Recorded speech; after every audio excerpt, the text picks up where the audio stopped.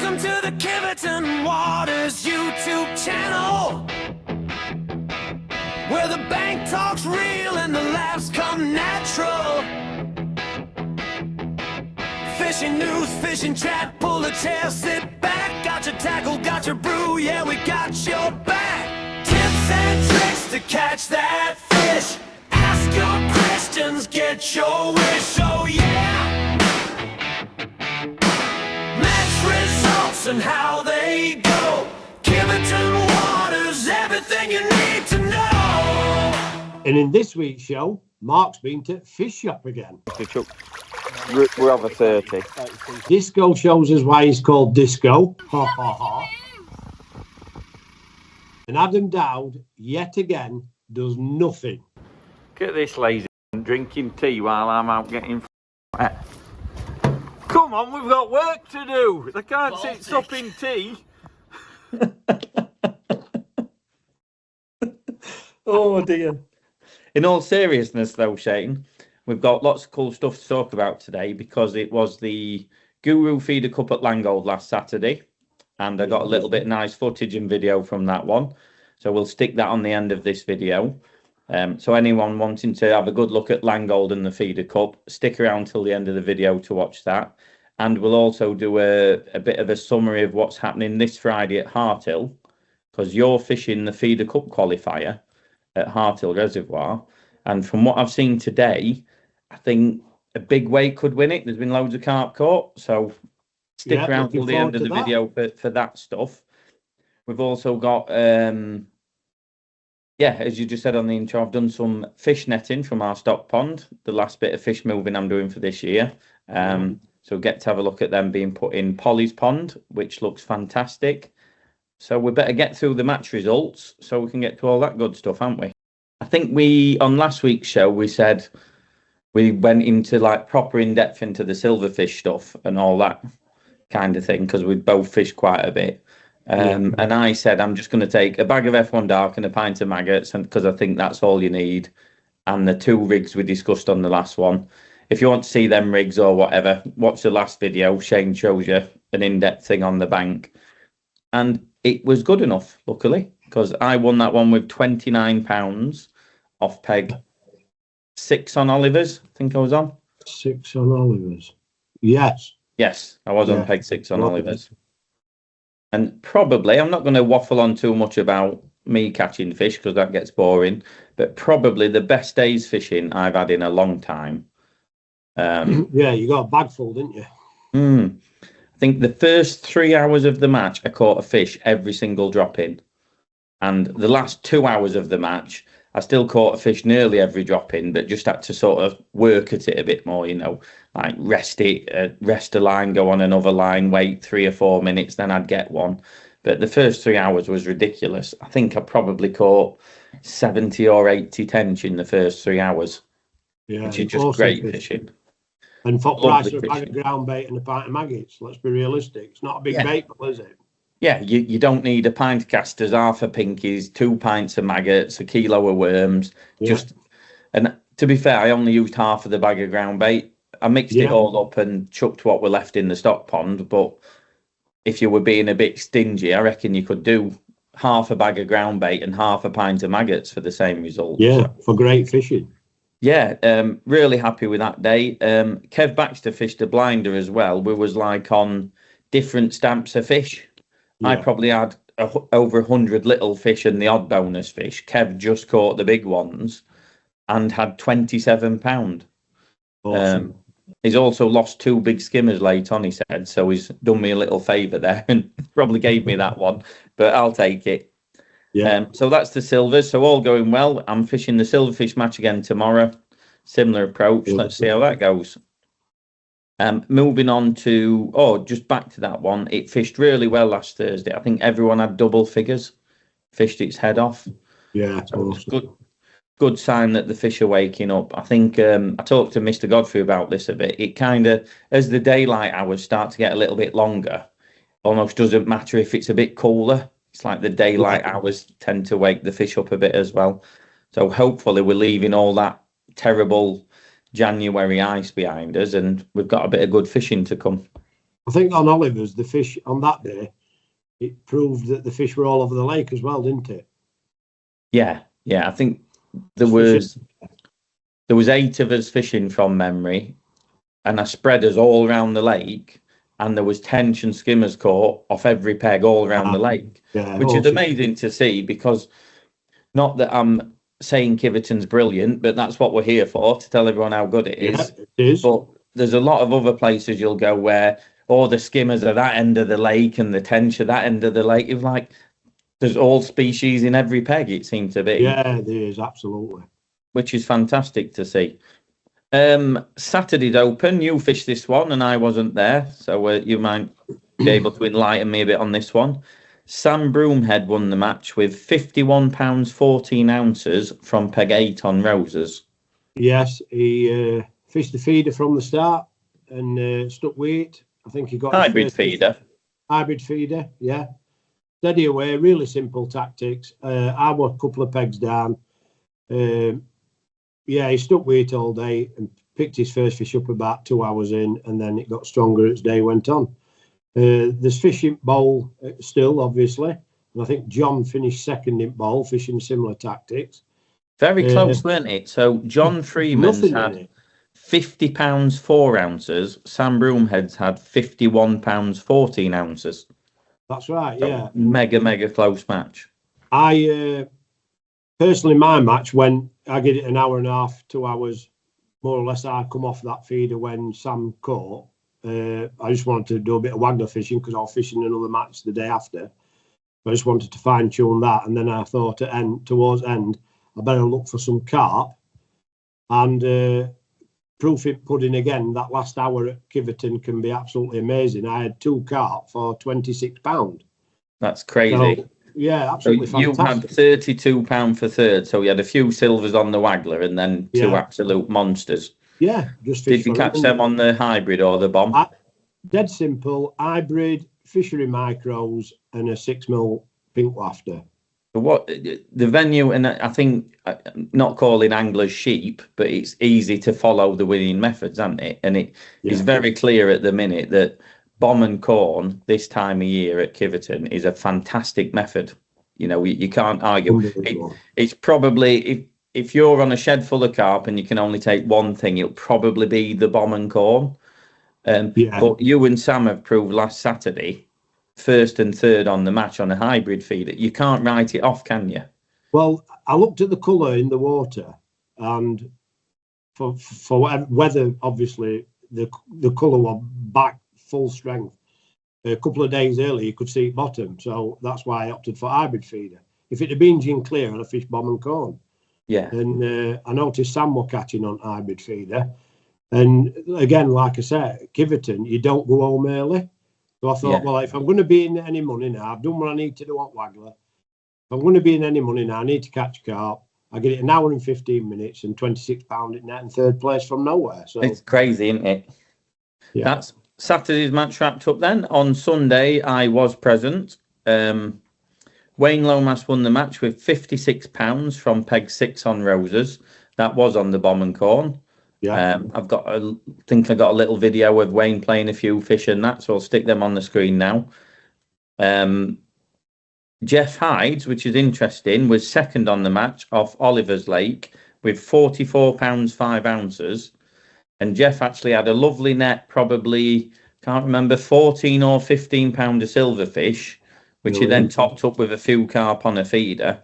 So his £44 5 ounce got him second, which without the silvers, I don't think it would have. No. He beat Martin Fretwell by 2 ounces. Wow. And Martin Fretwell finished third with £44 3 ounces from peg 24 on Roses.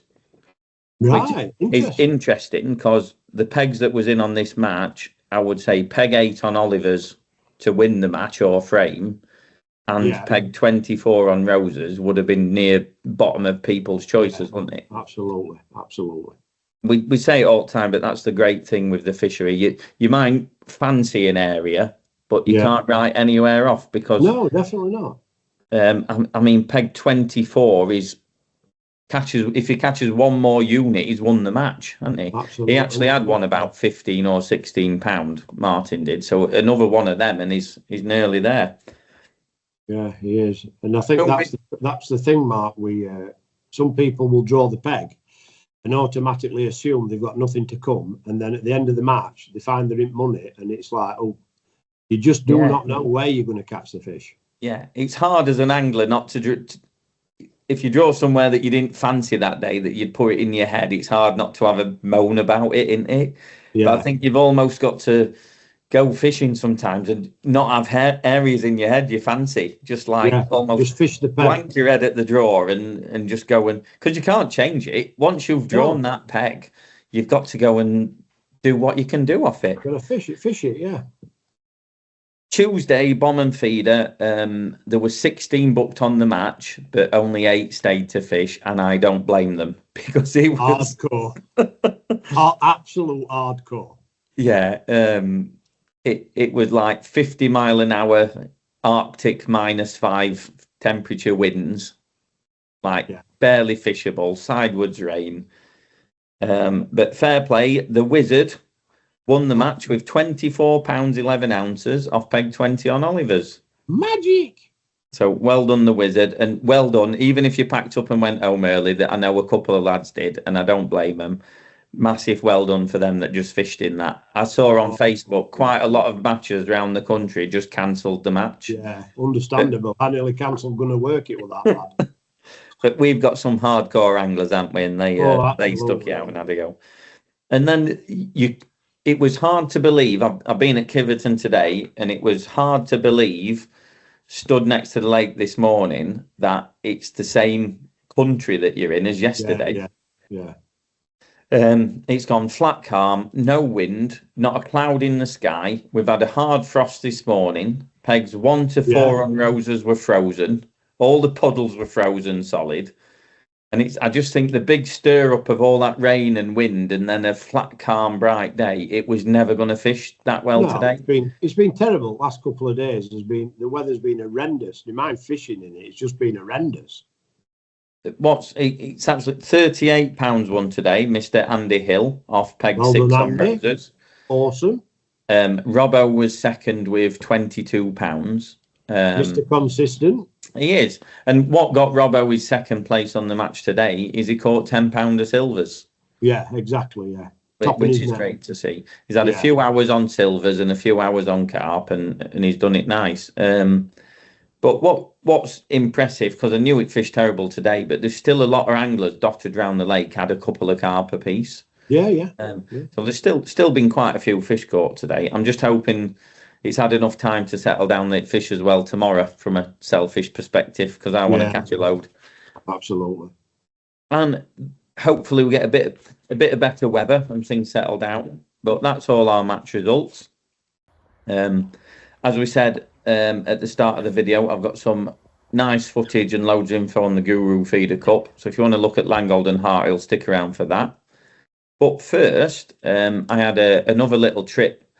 When did I go? Last Friday, I went fish netting to get the last of the fish out of one of our stock pond. Did really well. Got a load of lovely fish for Polly's pond. Which we'll cut now. I'll put you some video on now. We'll come back. Here we are, boys. These ones are destined for Polly's pond at Kiveton. Look at these lovely fish. We've just graded out the bigger ones. The bigger ones are going to Langold, and these are the smaller fish. They're all going in Polly's pond. I say smaller fish, but what's the average weight of these, you think, Rich? Averaging £1.5 pound, aren't they? Yeah, a couple.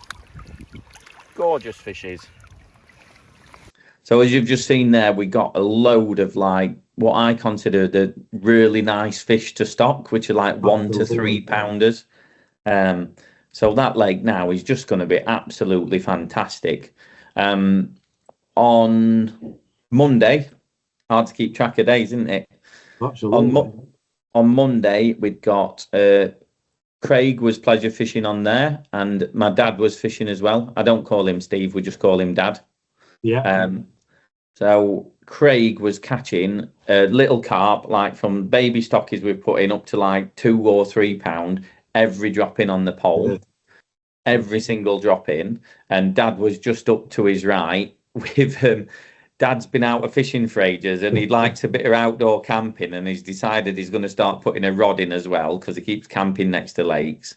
So I've gave him a couple of rods. So he's got a size 6 suck and a 12mm boilie, and he's just sat in his chair enjoying himself, basically. Yeah. So Dad's up to the right, and Craig's catching one a chuck. I did a bit of filming of that. I'll chuck that on screen. I chucked Craig off his box to have a little fish. I thought, You do that all the time. You do that regular. I don't know what you mean. I thought, Neither does he. I'm going to have 10 minutes of doing this. It looks great. And I basically caught 2 in 2 chucks. I was just shipping out for number 3, and I hears, Mark, I've got a big one. So I've chucked the pole down, and I'd looked up, and Dad was stood there in his camo jacket, bent into one. Yeah. So I run up. I'll chuck the film on screen in a minute or over this, because I did a little bit of recording of it. And as I'm recording, Dad play this bigger fish. It got 2 rods in, as the specimen boys do. I look down to my right, and that one's bending round. So you've got one on. So I picked that one up, and Craig ran up the bank, and Craig caught that one. Yeah. Which it just shows you, though, how good that lake is. You've got the perfect pleasure lake. You've got Craig on the pole catching one a chuck on maggots and pellets. Yeah. And then you've got Dad sat there in his chair drinking tea with massive hooks and big boilies on, and he's catching fish as well. I got a little photo. Go on, sorry. That lake's got everything in it now, then, from like 4-ounce fish up to nearly 20-pound fish, hasn't it? Yeah. Which is just amazing. Obviously, the smaller ones massively outnumber the bigger ones, but there is enough bigger ones in there if you fish. If you fish like, that's why Dad were fishing size 6 hooks, and I think you could fish a 14mm hook bait on there, and you just pick a couple off through the day. But as we keep saying, because we're never going to match fish that lake, all these new fish we put in, because keep nets, they can be a bit tough on match fish and that, and lakes that don't get keep nets and match fish, the fish can be absolutely beautiful, and I think that's what we're going to get from there. And I think the benefit of that is that when pleasure anglers are looking for somewhere to fish, that's always going to be available, and they're always going to get bites because there's so many fish in there. There's 2 lads come today, which was interesting, pleasure fishing on there, and they fished the far side. And because the wind's been blowing over to the far side, nobody's fished it this year, because why would you sit over there when you can fish the near side with the wind off your back? Exactly. So I thought, that'll be interesting, because no bait or anything. They've still caught a fish every drop in. Yeah, exactly. It's full of fish. There's a bloke fished, pleasure anglers fished a waggler. I did a little video of that, actually. I'll chuck that on. A bloke's pleasure anglers fished a waggler at like 12 metres. Just nice, lovely waggler fishing. Just caught one every single casting. It's brilliant. It's brilliant for pleasure anglers, that lake. Brilliant. Yeah, it's going to be mega. Right, then we will move on to the feeder cup at Langold. Yes. I'll talk you through what happened on last Saturday on there. I've got some video, so I'll overlay that in amongst while we're talking, or cut us up. Langold is looking rather beautiful this morning. I do love this lake.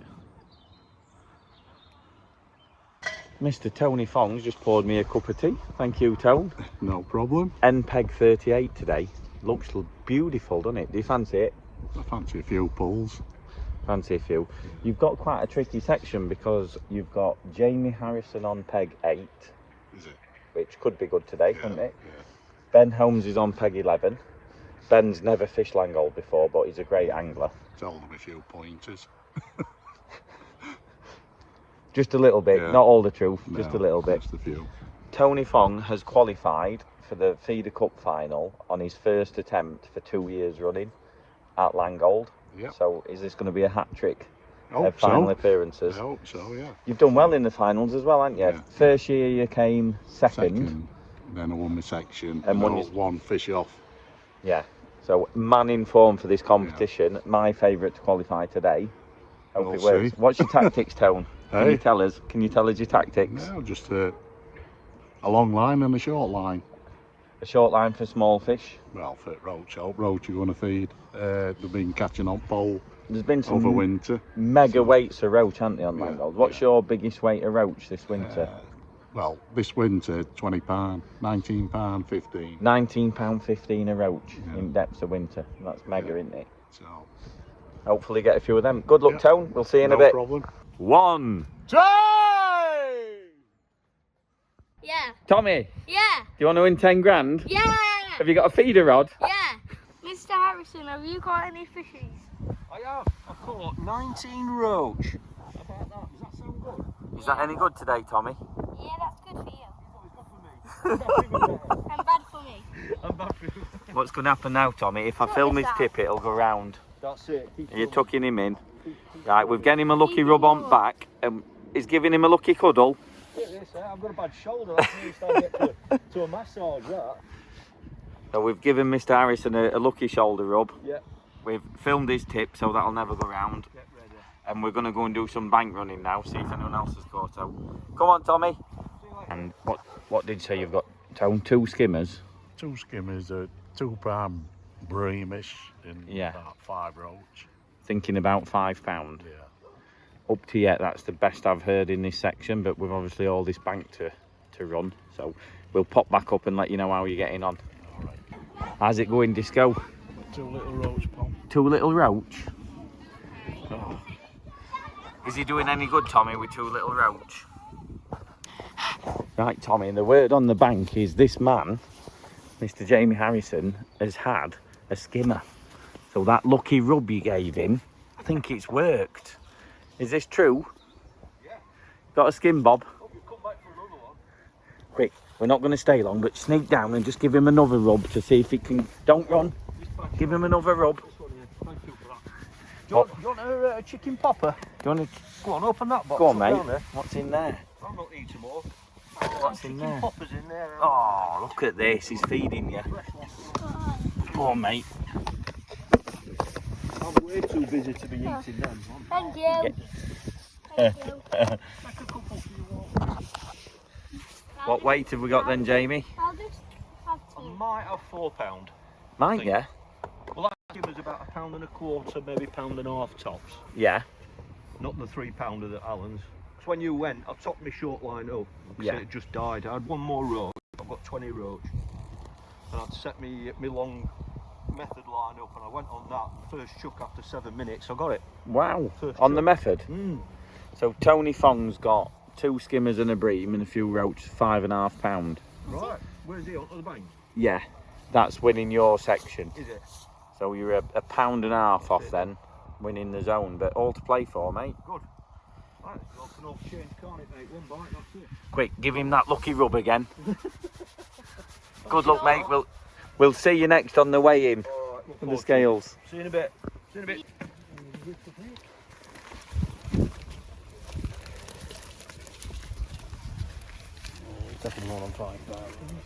What we got? He needs £4.5 to beat the mighty. Got it? £6.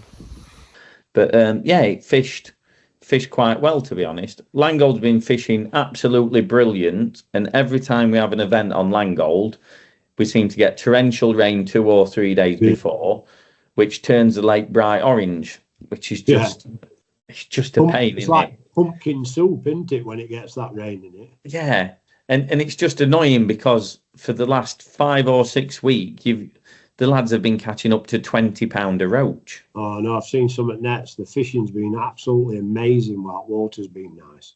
Yeah, and then we have a big money qualifier on there to showcase the venue and everyone enjoy it, and we get rubbish weather. And what can you do? But considering it still fish well, there were quite a few anglers had like £3 to £5 a smaller fish, plenty of bites. Ben Holmes won the qualifier he had £7.15 of silverfish, including some massive roach. And he had one of the new stock carp I put into Langold, just over £3. So Ben had £11.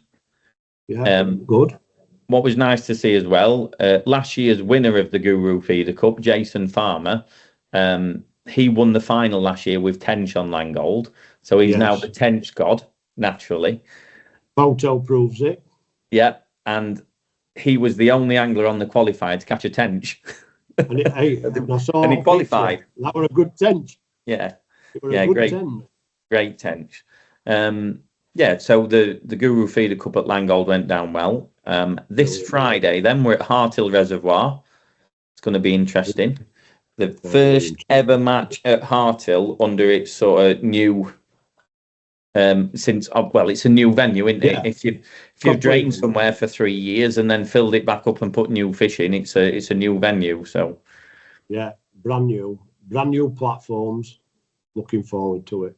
are you excited? You haven't fished it at all, and you're on the qualifier Friday. So are you excited? Yes, I'm looking. Yes, I am. I'm looking forward to it. I think it'll be interesting to see where the fish are at the moment and what comes out. Even though conditions have been horrendous, I think it's going to be good fishing. Yeah. From what I've seen today with the pleasure anglers on, and I think you have to bear in mind how hard Kiveton's fished and how I'd imagine a lot of venues around the country have fished very difficult today. The lads fishing in the first car park today have only had sort of 1 or 2 fish.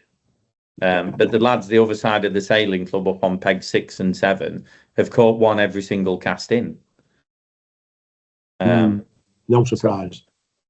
But we just don't know how, when you've got all the anglers peg for peg along that bit, are they going to catch 1 a chuck all day, or are they going to spread out between the anglers, or they're going to back right off and nobody catch anything? We just really don't know, do we? I think I'm going to set that up. I'm going to basically look for fish short, medium and long and then see how day pans out. We just don't know where the fish are going to be. It's absolutely rammed with fish. And I know prior to big freeze that we had, people were regularly catching £100 pleasure fishing. So, yeah, from all pegs. From all pegs. Yeah, exactly. I mean, Gary Lloyd's been up there and he's bagged up loads of times. He's been up today, Shane. He's probably sat north at Canal at Yacht Club, and that's why it fish are there, because he just keeps feeding them. Yeah, I even sneaked 10 minutes on his box today. Oh no, not again. Yeah, I only caught 3. I don't know why he don't fetch a box for you with your name on it. Just put a second box, yeah. No, it's going to be good. It's going to be really good. And anybody that's in the area wants to come and have a look at it, I mean, obviously they're more than welcome to, come and watch the match and see how it's performing. That's a good point, that. And I haven't watched it yet, but the latest, I forgot what it's called now, Guru Weighing podcast. Oh, yeah. It's all about, there's big talk on there about skylining and approaching anglers and all that lot. And I totally get it. It's frustrating, but I think common sense, like if somebody's catching on Hartill at 80 metres, you can't skyline them. Well, I think the other thing is as well, like you said, there's a lot of common sense around that. But the thing is it's fairly flat behind peg. So you sat on these new pegs out in water. And if somebody stood at the bottom of the jetty, it's not like they're above your skyline and you're probably sat higher up than they're stood. Yeah. And that's, I was just bringing out with what you're saying. If people have never seen Hartill before and fancy to go fishing it and that, if you're not working on Friday, anyone out there, or you're available Friday, come and have a look while the competition's on, because you'll not get a better day seeing 15 quality anglers all fishing. Let's see what can get caught. Well, 14, because I'm having a go. Probably bite me in the arse and 1 carp will win. Saying that 20 people will come down to watching 1 carp. I don't think that's going to happen. I don't know. But we'll see. So I will see you on Friday. If the weather's good, people catch loads of fish and I get lots of good video footage and stuff, I'll probably do a separate YouTube video on the match at Hartill. If I only get a few little snippets, if I don't get time, then we'll just chuck it in with next week's show. But thanks for watching, everyone. Bye-bye. Bye. Right, stop recording. Check it's recorded before you go away. Oh, that's right. I'm not watching you at all. I've just looked at a black strip on thing. It's so difficult. That.